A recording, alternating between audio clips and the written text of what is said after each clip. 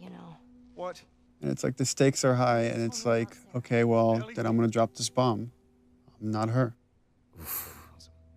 Mighty thin ice here. It's like, how many years has it probably been for Joel since he even like Don't bring thought up about that it, name. mentioned it? You have no idea what loss is. I think Joel's thought of that name every day, but I don't think he's heard it said. Has either died or That shove that you gave, that was nowhere in the script. fucking except for you. I think that came out of frustration, definitely, because when we had come back and we couldn't find it, and I wasn't necessarily frustrated with you, I was frustrated with us and the scene, and I was like, oh, fuck. It's so cold of Joel to do this, and I've had people on the team ask me to remove this part, that he's being too cold, and I'm like, no, it's like, because she's being so vulnerable and he's having these feelings, he's trying to shut it down. That's why he's being so cold. It was so important for me to keep that in there. When he says, "You're not my daughter," it's almost an insult. And it's kind of the opposite of what he's feeling.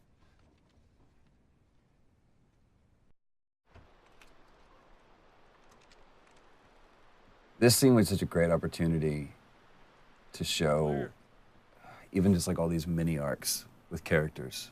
You know, we don't have a lot of time, and we're not gonna, we can only tell Joel and Ellie's story. We can't go into such detail with Bill and Tommy and Tess and Marlene.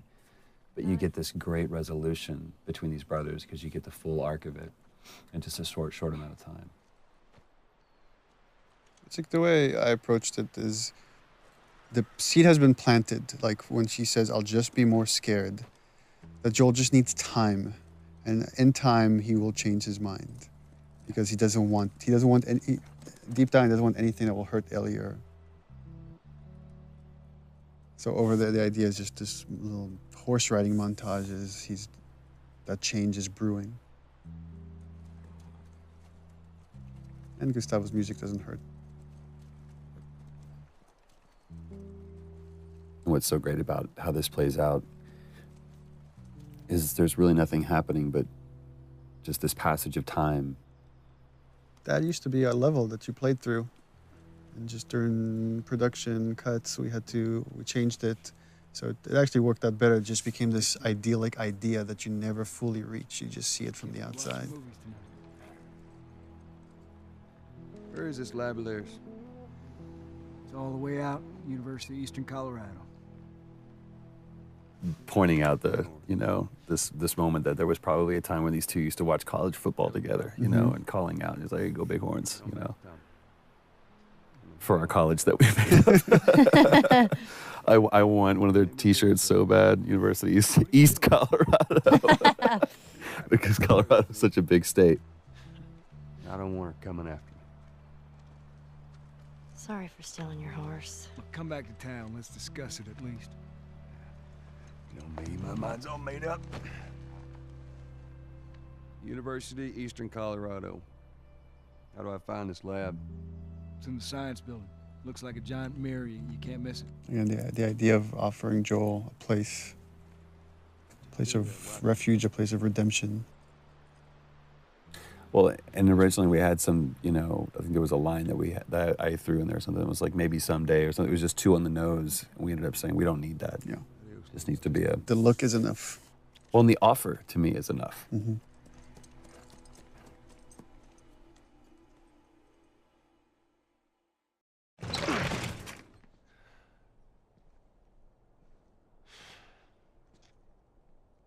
We're about to hear Steve Bloom. Lovely Steve.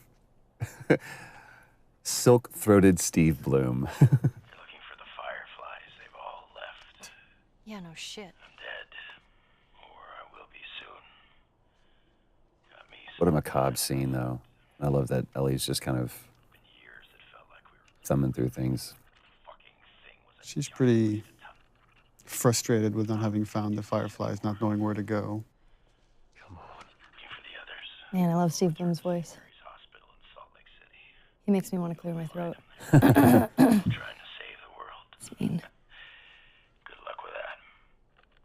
Do you know where that is? I know the city. Is it far?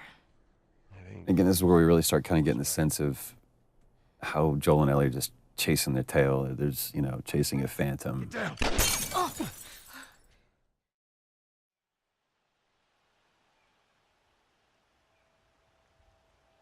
For me, is what I wanted from this is not to overplay it, not to like have Ellie cry or scream or. Shit. Joel, here. There's probably a lot of panic that happened between this moment and the next. Well, and what a Not great, seeing. what a great line too. You got to tell me what to do. When almost the entire game she said, "Don't tell me what to do." And here is where we've been lying to everybody when we've been saying you don't play as Ellie. That's right. Yeah. Asked point blank. Do you play as Ellie? No. I know. In this moment, a lot of this project and the story has been constructed around this moment, which is where the roles flip, where now it's Ellie that has to protect Joel and essentially bring him back to life. Bye-bye, Bunny. It's a pretty cool reveal too. To pan up. And And there's Ellie as the hunter. what we wanted here is also is like, you don't know exactly what happened to Joel, what's the state, how much time has passed. Poor buddy. But the way that she's doing that, you can see that she's been doing this for a while. You'll just startle it.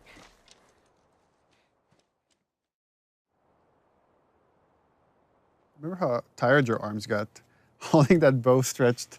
That bow, it was so heavy. And I remember that I was shaking and I was like, hey guys, this is really heavy. There's David. Nolan North. Nolan North, ladies and gentlemen. Ruben Langdon is James. Ruben Langdon, What do you want? ladies and gentlemen. Sorry. Here's my friend James.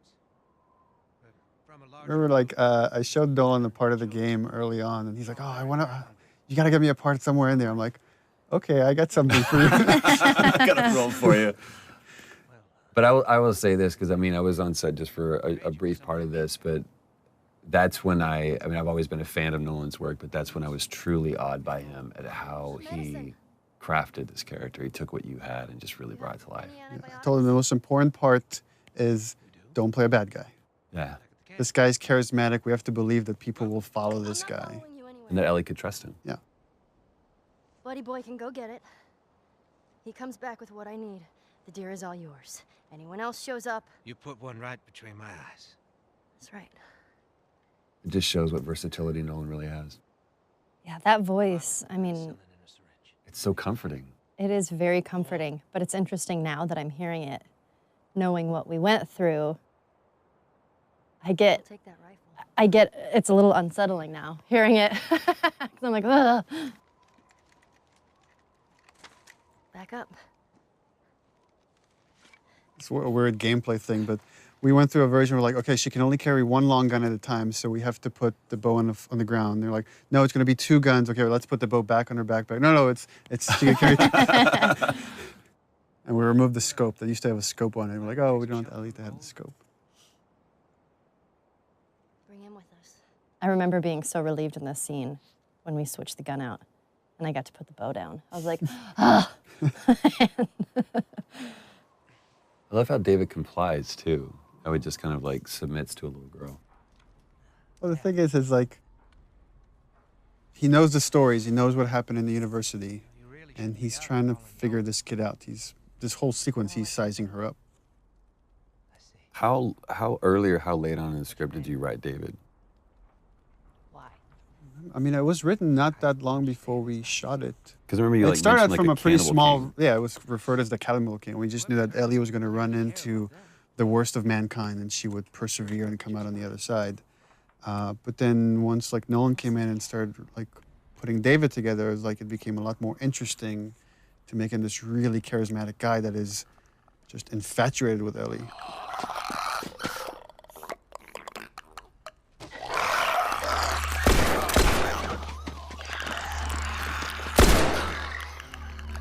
Now when things get real, you see who kind of glimpses of who he really is.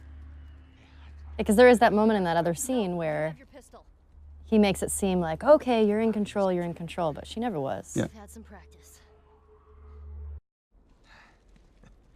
Well, you handled yourself pretty nice back there. What's cool about David and the conversation I had with Nolan about him is that he's trying to win Ellie over by being honest with her. And here's the part where he's like, I feel like she's ready. I'm going to kind of reveal myself. No such thing as luck. And I think like I could still get her to come around. Now, you see, I believe that everything happens for a reason.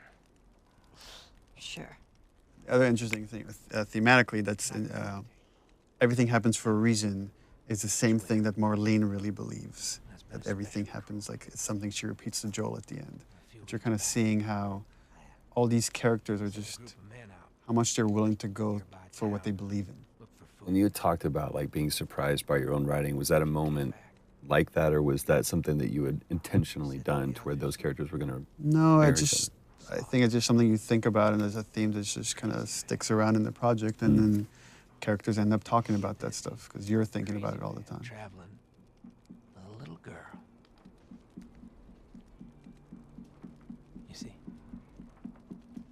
everything happens for a reason. Again, another one of those moments where you think Ellie's got control. Don't get upset.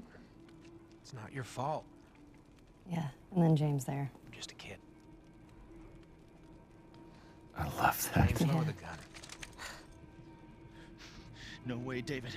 I'm not gonna let her go. It was such a small role, but I really like what Ruben added there. And that the dynamics between James and David, how there's conflict between these two characters, but there's still respect, and he's still listening to David, even though he's questioning his leadership right there. No, that's not your concern. Part of me, the way I read that was every time James looked at David, it was like, who the fuck are you right now? What are you doing? Yeah. Like, he was putting on a show and he saw it. Oh, thanks. To me, it's interesting how David almost treats Ellie like quarry. Like, you know, you're a sport. Yeah. Again, Ellie having this kind of bullshit detector, you see her scared here because I think she realizes there's something really wrong with these guys. I don't know what. I just need to get away.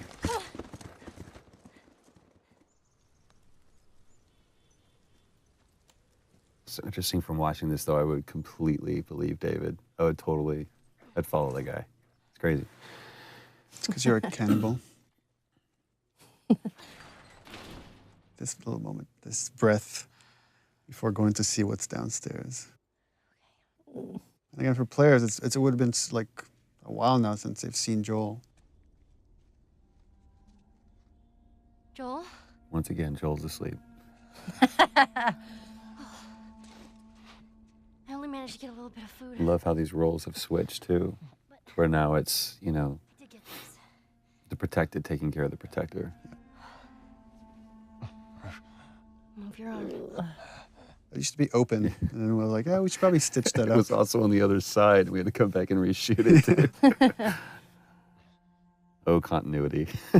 Actually, this one, I remember we shot this one again because this is going Naughty Dog method. Everybody can like say the 2 cents. Amy Puckett, one of our coordinators, said, "Where's Ellie's backpack?" And we shot it without thinking about Ellie's backpack. And it was like, oh, we should bring it back in and use it as a pillow. Right. It's like such a cool little touch. You're gonna make it. Yeah, those shivering things was pretty cool. Yeah. It's a towel thing, right? He was able to Let's do see, that. you did that. Well, yeah, I mean, but it's still- obviously he animated it, but A great moment of them falling asleep next to each other, too. Again, her watching over him.